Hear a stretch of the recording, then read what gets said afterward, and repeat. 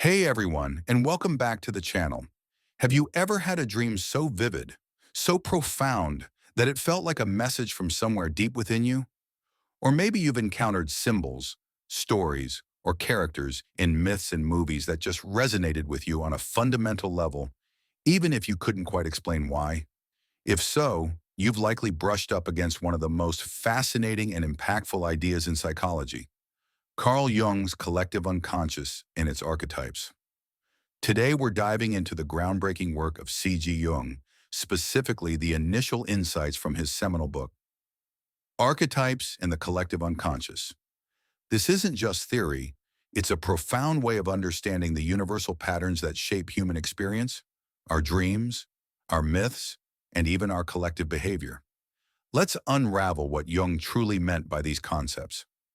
Before Jung, the concept of the unconscious was largely limited by Sigmund Freud to repressed or forgotten personal contents. Think of it as a mental attic where all your personal forgotten memories and traumas are stored. While Jung acknowledged this personal unconscious, the superficial layer derived from individual experience, he argued it rested upon something far deeper and more universal.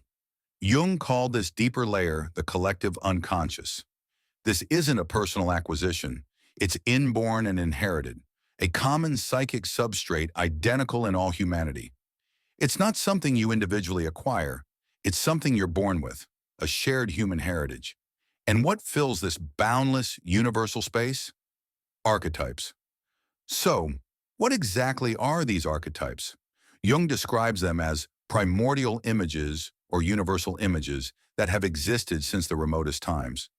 They are pre-existent forms or patterns of instinctual behavior. Imagine them not as fully formed pictures, but more like the axial system of a crystal, a pre-existing structure that determines the crystal's shape, but only becomes visible when the molecules aggregate and fill it out. Similarly, archetypes are empty and purely formal possibilities of representation, which are given definite content by individual experience and consciousness. You might be thinking, where do we see these archetypes? Everywhere, their most vivid expressions are found in myths and fairy tales across all cultures. Jung emphasizes that myths are not just primitive explanations of nature. They are first and foremost psychic phenomena that reveal the nature of the soul. Primitive man doesn't invent myths, he experiences them. He assimilates outer experiences to inner psychic events. The sun rising isn't just a physical event, it's a psychic happening, representing the fate of a god or hero dwelling within the human soul. They are living psychic forces that demand to be taken seriously. Jung identified several key archetypes that play crucial roles in our lives. Let's look at three primary ones: the shadow, the anima/animus, and the wise old man. First, there's the shadow. This is often the first encounter with the unconscious.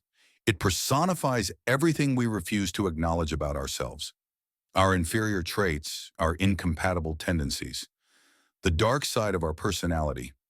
It's a tight passage, a narrow door, but essential for self-knowledge.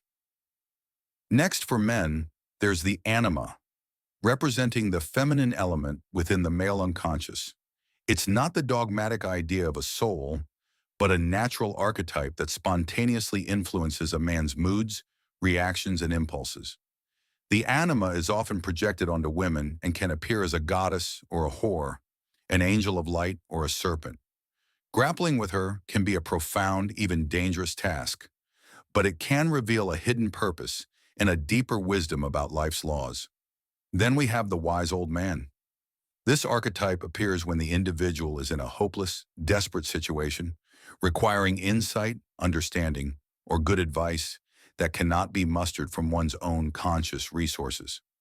He symbolizes the spiritual factor, the master, teacher, or psychopomp, embodying a pre-existent meaning hidden in the chaos of life. Jung recounts a dream of a theological student who encountered both a white magician and a black magician, two aspects of this wise old man archetype, revealing the lost keys of paradise.